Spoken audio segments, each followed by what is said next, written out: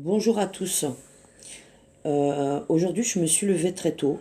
On est le mardi 1er mars et j'ai été conviée il y a quelques semaines par le foyer qui accueille mon enfant dans la région à un rendez-vous d'urologie pour mon enfant, Leroy.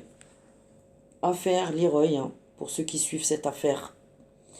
Un rendez-vous d'urologie parce que mon enfant a été donc transféré l'été dernier dans un foyer ici et que pour ceux qui ont suivi cette affaire depuis déjà quelques années, Leroy était donc en placement secret et il y a eu des soucis au niveau urologique, pénis, des infections à répétition et un suivi de plus de 2 années à l'hôpital Pellegrin à Bordeaux. Donc récemment, je me suis permise, selon la loi française ayant l'autorité parentale sur mon enfant, de demander un compte-rendu du suivi médical au CHU de Pellegrin. J'ai essuyé un refus et un appel téléphonique complètement hurluburlesque. Alors, ils n'ont pas modifié la loi, hein. Vous pouvez parfaitement, vous, usagers des services médicaux, des hôpitaux, demander un dossier médical de votre enfant, surtout s'il y a un suivi dans un autre département. J'ai fait la demande dans les règles, une photocopie de ma carte d'identité, un joli courrier poli et une demande de transfert de dossier. J'ai appelé le service il y a quelques semaines et on m'a demandé un certificat d'hérédité pour transférer le dossier médical. Aujourd'hui, donc, ce matin, je me suis levée très tôt. J'ai passé une mauvaise nuit parce que il y avait donc ce rendez-vous qui était pris depuis des semaines par le foyer pour aller faire une visite de contrôle et voir ce qui ne va pas au niveau urologique sur mon enfant. Eh bien, tenez-vous bien, je vais vous faire écouter ce petit enregistrement. Le rendez-vous a été annulé par le médecin qui devait recevoir l'enfant ce matin.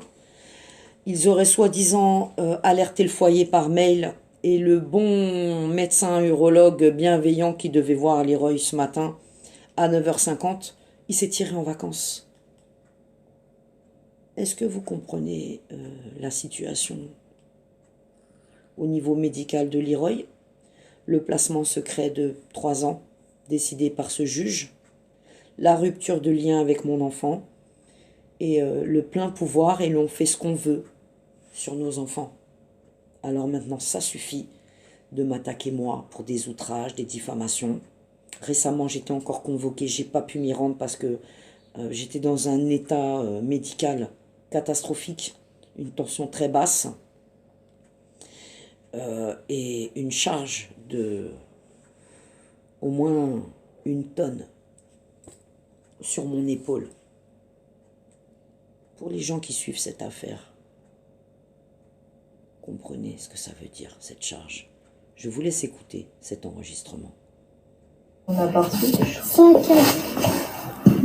Donc, oui, il n'y a pas eu de rendez-vous. Moi, il n'est pas en vacances cette semaine. Le rôle, il a une épée. Ok, parce que là, après, maintenant, je vais pas avoir avant début avril. Hein. Bah, c'est pas grave, il y a début avril. Ça fait rien. Une épée de cheval. Du coup, pas de rendez-vous, monsieur est en vacances et on a pas reçu mail. Enfin, en tout cas, je n'ai pas eu de mail. Donc, le rendez-vous sera début avril. Ok, donc... L'après-midi, vous pouvez venir ou que le matin? Peu importe. Franchement, 15h40 le 12 avril. C'est un quel jour? Un mardi. Et en attendant, s'il y avait des soucis avec le petit, comment on fait? On va dans un service d'urgence, c'est ça? Oui, ouais. C'est incroyable, ça.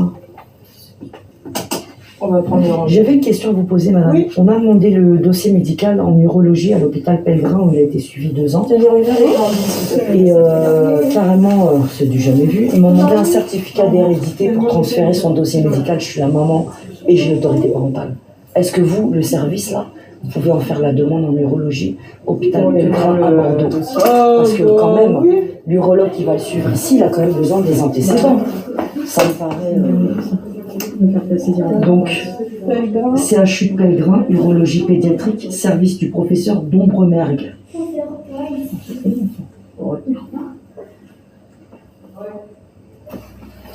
C'est ça. Dobremez, pardon. Dobremez de façon. Dobremez. Oui. C'est le chef de service. D'accord. Vous n'avez pas du tout de coordonnées?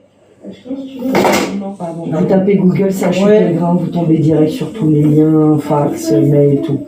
Donc moi j'ai fait la demande par écrit avec la copie de ma carte d'identité. Hein, oui, normalement ça devrait suffire. Ah bah ouais, bah non, ils m'ont demandé un certificat d'hérédité, madame. Vous imaginez un peu? Pour les successions notaires et tout ça. Non mais on est un âge un peu délire. Je pense qu'on n'aurait pas pu trouver un autre mot adapté, n'est-ce pas? N'est-ce pas? En plein délire. Et le médecin qui devait consulter là, comment ça s'appelle? Docteur Chéri. Docteur Chéri. Docteur Chéri. Du coup, il est jamais venu, du coup? Non, il est jamais venu. Oui, mais on suit. Professeur privé. Première consultation. J'ai remarqué sa date de naissance. Ouais, super.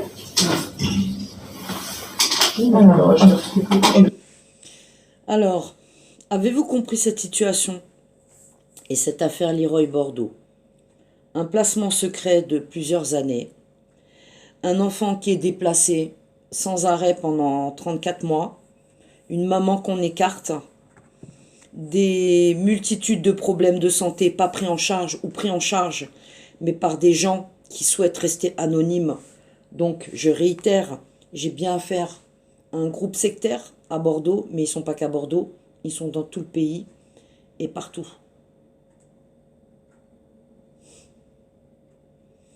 Donc là, le rendez-vous du 1er mars qui avait lieu ce matin à 9h50, il a été annulé par le médecin. Encore un bon médecin bienveillant, hein. Donc l'enfant peut rester avec ses problèmes urologiques. Aujourd'hui, c'est un refus de soins et un non-assistance à personne en danger. S'il y a des complications avec son appareil urinaire, personne ne va s'en occuper. Qu'est-ce qui se passe en France? Alors les gens qui viennent me gonfler ma tête avec le Covid depuis 2 ans, et en ce moment, c'est l'Ukraine, hein, dans tous les sens. Ukraine au petit-déj, Ukraine au déjeuner, Ukraine au goûter, Ukraine au repas du soir, Ukraine, H24, c'est l'Ukraine, l'Ukraine, l'Ukraine. Et les Français, regardez autour de vous dans le pays. Regardez dans votre rue même. Il y a des gens qui meurent de faim. Il y a des enfants qui se font rafler et fracasser à tout va. On assassine dans les hôpitaux psychiatriques. On extermine dans les prisons. On extermine dans les quartiers avec la jeunesse qui part en cacahuète. Tous secteurs confondus, on extermine, on tue. Cette guerre, elle est silencieuse. Arrêtez de vous inquiéter avec des... Qu'est-ce qu'on va devenir? Qu'est-ce qu'on va manger demain? C'est la guerre. Il y a longtemps qu'on est en guerre déjà. Vous ne les voyez pas, les milliers de morts? Réveillez-vous. Protégez vos enfants. Et reposez vos têtes là un peu. Et réfléchissez, éteignez vos putains de télé. Arrêtez de regarder la presse de merde. Dégagez des réseaux sociaux ou allez suivre des gens très peu suivis et hyper censurés.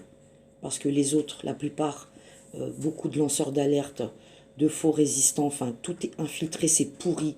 Et on est en pleine opposition contrôlée, tout partout. Les maires, comment on les écoute pas? On les écrase, on les salit, on les discrédite. En attendant, dans votre propre pays, il y a des morts. Toutes les secondes.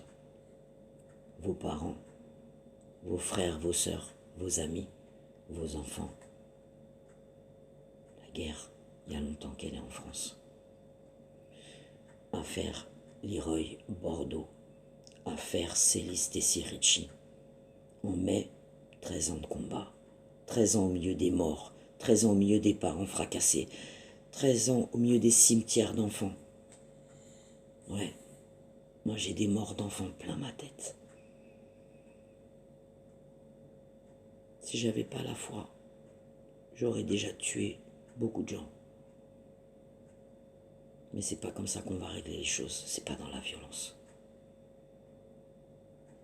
Alors traitez-moi de folle de tout ce que vous voulez, hein. Mais moi en attendant je suis sur le terrain tous les jours. Encore ce matin j'étais sur le terrain dans une clinique. Et je sais que tout ce que je fais seul, parce que beaucoup de gens disent, oh, elle est seule, la pauvre, pauvre folle, personne la suit, personne l'écoute. Mais si vous saviez, toute seule, ce que je suis en train d'abattre dans ce pays et tout ce que je suis en train de faire changer, seule,